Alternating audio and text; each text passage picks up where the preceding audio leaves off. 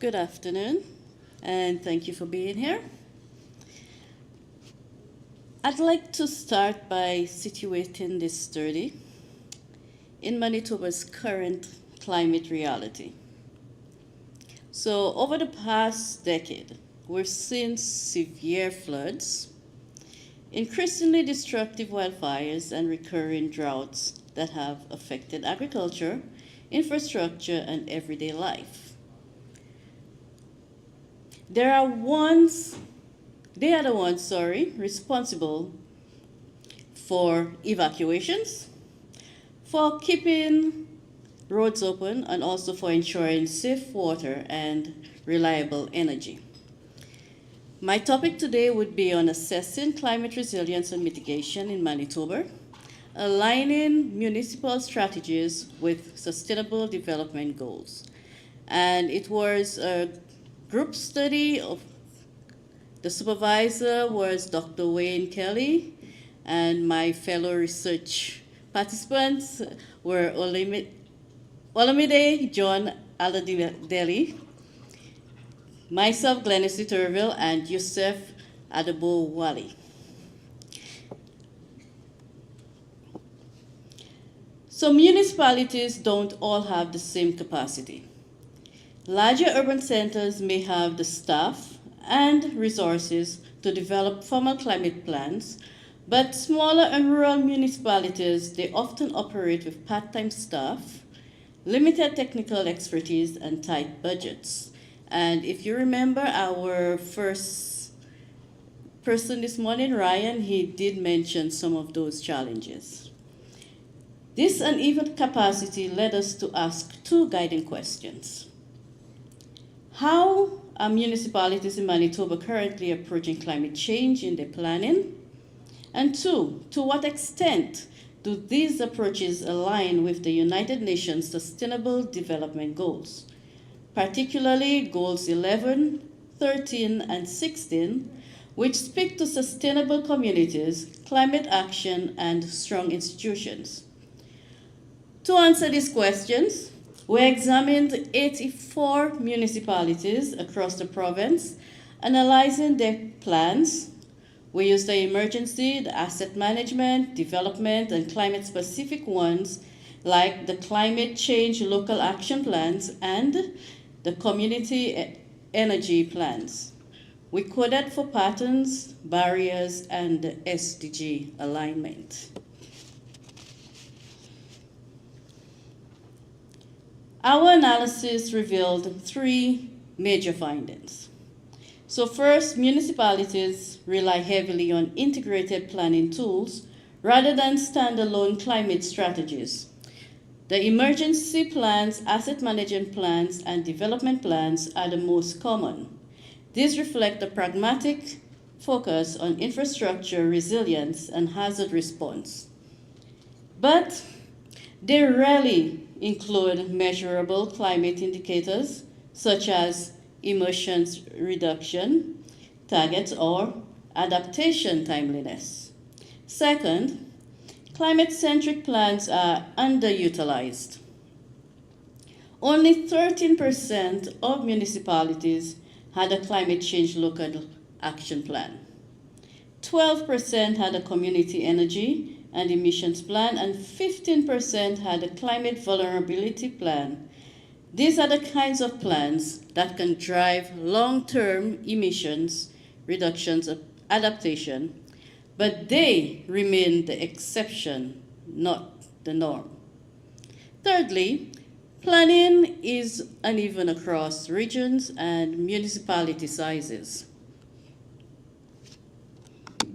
Larger municipalities were more likely to have formalized climate plans. Smaller and rural municipalities tended to integrate climate within broader documents. Regionally, the North emphasized emergency and asset planning. Central Manitoba focused on flood preparedness. The East leaned heavily on development plans, and Parkland and Interlake were more risk-focused.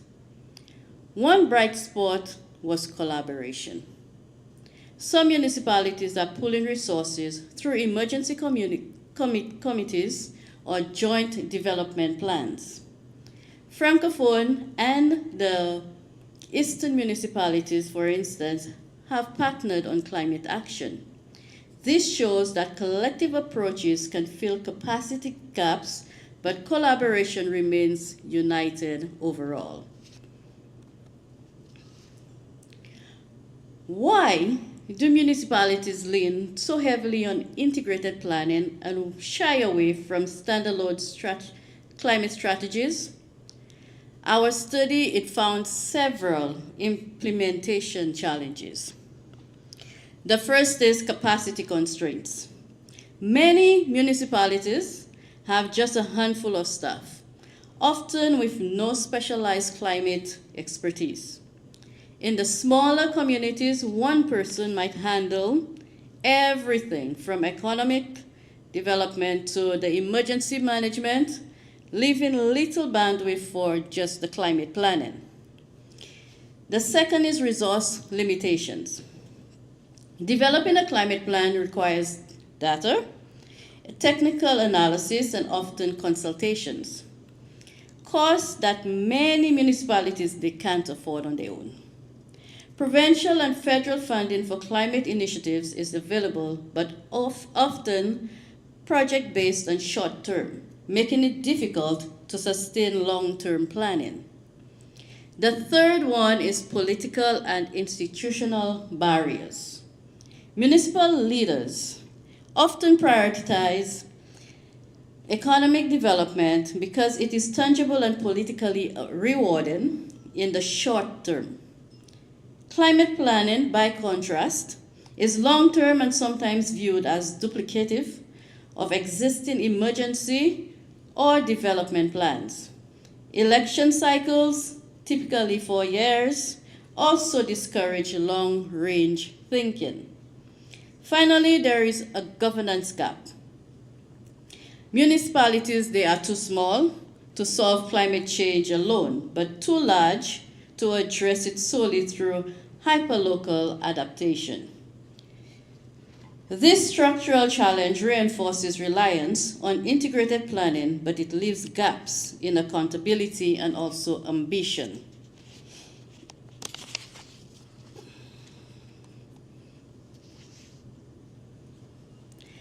Based on these findings and challenges, we have several recommendations for moving municipal climate planning forward in Manitoba. We decided that the first one would be encourage the standalone climate plans. So in this case, you have municipalities, they need dedicated climate strategies with clear, measurable goals and timelines.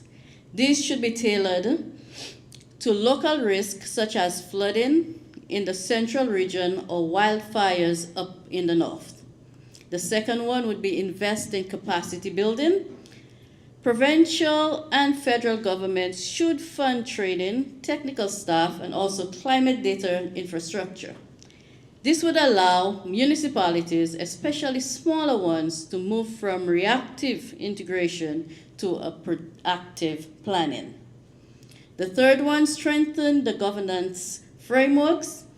Provincial policies should encourage or require municipalities to integrate the SDGs into their planning, not just implicitly, but with explicit references and measurable indicators. This creates accountability and connects local action to national and also global frameworks. The fourth one, expand and stabilize funding streams. Funding must move. It must move beyond short-term, project-based models to long-term support. This would give municipalities the financial stability to sustain climate planning and implementation. And the fifth, scale up your collaboration. Shared plans, inter-municipal networks, and partnerships, they can help pool resources and expertise. This should be encouraged and supported, particularly for rural and small municipalities. And last but least, looking forward. Looking ahead, the key message is that Manitoba's municipalities, they are acting, but unevenly. Integrated planning has given them a practical way to embed climate considerations, but it also limits their ability to track the progress, align with SDGs, and also prepare for the scale of future climate risks. To move forward, we must shift from reactive integration to proactive climate governance. That means creating climate-specific plans, building local capacity, embedding SDGs in measurable ways, and fostering collaboration across municipalities and with higher levels of government. If these steps are taken, Manitoba will not only be better prepared, they will also contribute meaningfully to Canada's progress toward the Sustainable Development Goals. And I thank you.